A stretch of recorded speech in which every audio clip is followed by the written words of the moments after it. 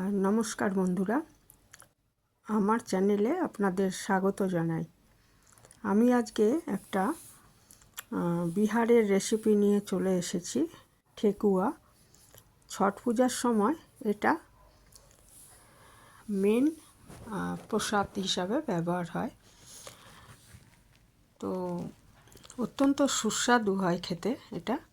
এখানে আমি 2 কাপ আটা নিয়েছি আর হাফ কাপ সুজি নিয়েছি। মানে যতটা আটা নেওয়া হবে তার 4 ভাগের 1 ভাগ সুজি নিতে হবে। আটার ময়দা মিশিয়েও করতে পারেন। আর এখানে আমি 3 চামচ মতো শুকনো নারকেল কোড়া নিয়েছি আর কি, যেটা পাওয়া যায় বাজারে। এই যে এরকম ছিল জিনিসটা, দেখলাম উড়িষ্যার থেকে এসছে, তো সেটা নিয়েছি। আর এলাচ, অনেকগুলো এলাচকে গুঁড়ো করে নিয়েছি, না মোটামুটি 1 চামচ যাতে হয়। আর একটু মৌরি দিয়ে দিয়েছি, 1 চামচ মতো মৌরি দিয়েছি, দিয়ে এটা একটু ভালো মতো মিশিয়ে দিচ্ছি, যাতে মৌরি আর এলাচ গুঁড়োটা ভালো মতো আর সুজি আটা সব ভালো মতো মিশে যায়। শুধু আটার বদলে ময়দা আর আটা মিলিয়েও করা যায়, তবে সাধারণত এটা আটা দিয়েই করা হয়, তাই আমি আটা দিয়েই করেছি। আর সুজি দিয়েছি যাতে একটু খাস্তা ভাবটা আসে। এখানে আমি ঘি, একটু ভালো ঘি দেবেন, 4 চামচ মতো, চামচটা বেশ বড়ই, 4 চামচ মতো ঘি ব্যবহার করেছি। ঘি দিতে হবে, সাদা তেল দিলে হবে না। হ্যাঁ, ঘি অথবা ডালডা দেয়, তো ডালডা তো আজকাল খুব একটা কেউ খায় না, তো ঘিটাই ভালো।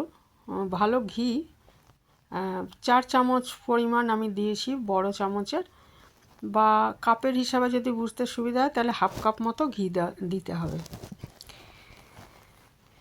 তো আমি সত্যি কথা বলতে এটা কখনো করিনি, আমাদের বাঙালিদের তো এটা করা হয় না, এটা বিহারেরই রেসিপি, কিন্তু এতটাই ভালো হয়েছিল খেতে যে আমাদের বাড়িরও সবার পছন্দ হয়েছে, আমার স্বামীর বা আমার মেয়ের।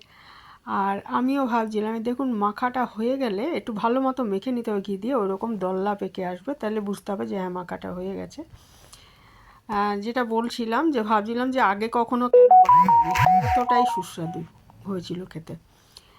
আচ্ছা, শুকনো নারকেল কোড়া বাদেও আমি কিন্তু তাজা নারকেল কুচি কিছুটা দিয়েছি, আর কিশমিশ দিয়েছি। ইচ্ছে করলে আপনারা কাজু দিতে পারেন, আমি দিইনি, যে বেশি হয়ে যাবে বলে, মানে নারকেল কুচিও দিয়েছি তো ওই জন্য।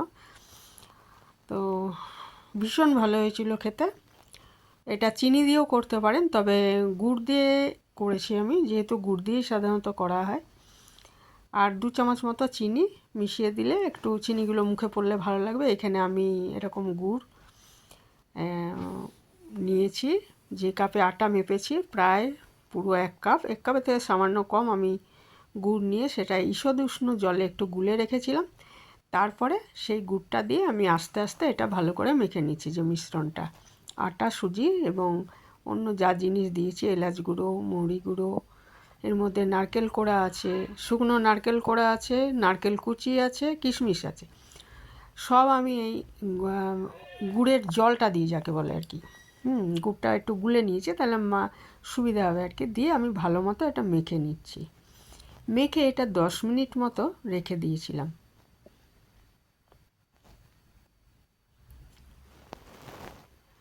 আর ঠেকুয়ার কিন্তু পাওয়া যায়, ছাঁচ পাওয়া যায়, তো আমার এত ছাঁচ নেই, সেই জন্য আমি এটা হাতেই একটু ডিজাইন করেছি, একটা ছুরির সাহায্যে।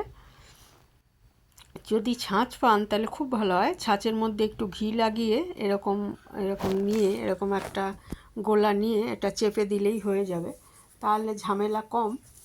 তো বিভিন্ন ডিজাইনের ছাঁচ পাওয়া যায়,